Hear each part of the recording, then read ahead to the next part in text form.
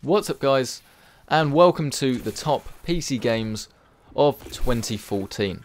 Every single year we say how this year has been so good for PC games, but this year has been no different and we've had quite a few crackers. Only 6 of them have made it onto this list. I will quickly say that Far Cry 4 hasn't made it onto this list purely because I haven't played it, I didn't receive a review copy, and I haven't gone out and purchased it for myself, so it's exempt from this list, so it might fit into your list somewhere else. Now number 6 on this list is Call of Duty Advanced Warfare. Now Call of Duty Advanced Warfare I think was pretty good just because it's what I've been after for a while really. It's a Call of Duty game that's actually a little bit different. It still maintains that nice COD flavour that a lot of people are after. Oh, I didn't intentionally mean to make that pun. But people thought it was going to be a Titanfall clone. People thought it was literally just their attempt at getting hold of the Titanfall market, but it's done it very differently. It's not the same game, it's unique, it has kept that Call of Duty gameplay while being able to be something a little bit different, and a game that I would say is a step in the right direction. It's got Kevin Spacey in it for single player, which is just one of the main things that enticed me into the game in the first place, but I stayed for the excellent multiplayer. It's not a game for the COD hater. If you don't like Call of Duty, then it's probably not going to change your opinion of it, but it is a very, very good game, and it's definitely one that you're going to get a lot of money's worth out of if you like Call of Duty. In at number 5, it's Dark Souls 2. Of course, some people might have forgotten about this game. It was a bit earlier in the year. That doesn't of course mean that it shouldn't be on this list, because it is of course a cracking RPG. Now I will say that Dark Souls 2 isn't as good as the original. This is only in 30 frames a second as well, I'll quickly say, just because my save corrupts because I rage quit, and yeah, I would have to get quite far in to actually show you some decent gameplay. But yeah, it's not as good as the original. The game feels a little bit easier, and the bosses and environments aren't as memorable as the original.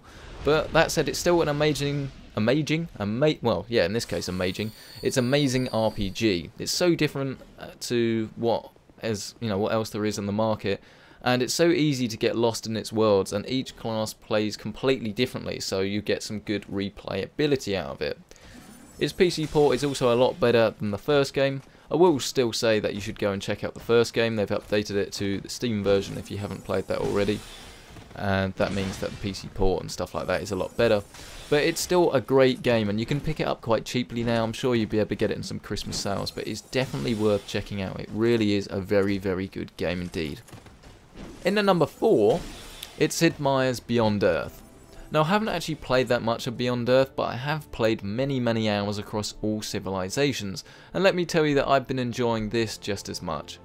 The thing that's so good about Beyond Earth is that it retains the important mechanics of Civilization 5 while adding new ones to make it a very unique game.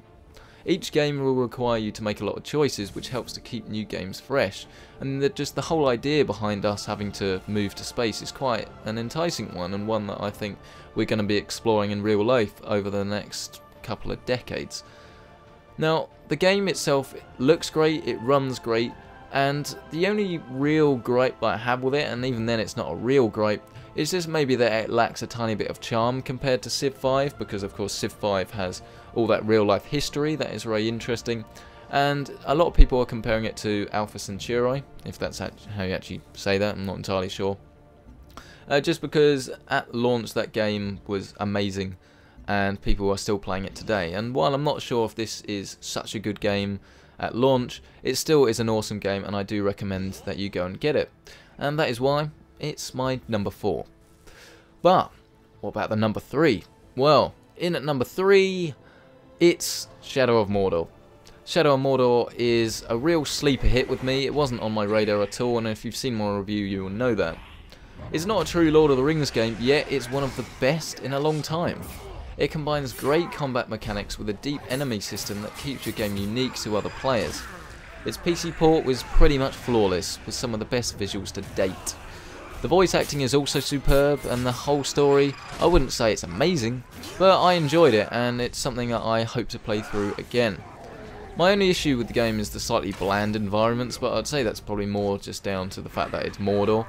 But there was very few times that I didn't enjoy playing this game. In fact, there was only really one, when there was some silly mission where you had to set people on fire. But it was a great game, and I advise that you go and play it, just because it was one that I will remember for quite a while. Number 2 is Titanfall, and this is definitely one of my favourite games of the year, without a doubt. It was a pretty easy number 2 for me. It's easily my favourite shooter of the year, and some people are saying it was a little bit disappointing, but to be honest, I don't really agree with that. If I want to play a shooter, this is pretty much my go-to game. It's probably the most exciting game for me to play of those released in 2014, and literally every single time I play it, it really does bring a smile to my face. It's just the combination of Titans and jetpacks it just brings a smile to my face. It's a real rush of adrenaline. Like, really, I probably would say I genuinely do get a rush of adrenaline every time I play it. And the gameplay mechanics just haven't been pulled off like this before. I'm sure they've been tried, but they just haven't been pulled off like this before. The PC port is excellent, and Respawn have been continually adding new content to this game. It's without a doubt my go-to shooter of 2014, and it's just an excellent game.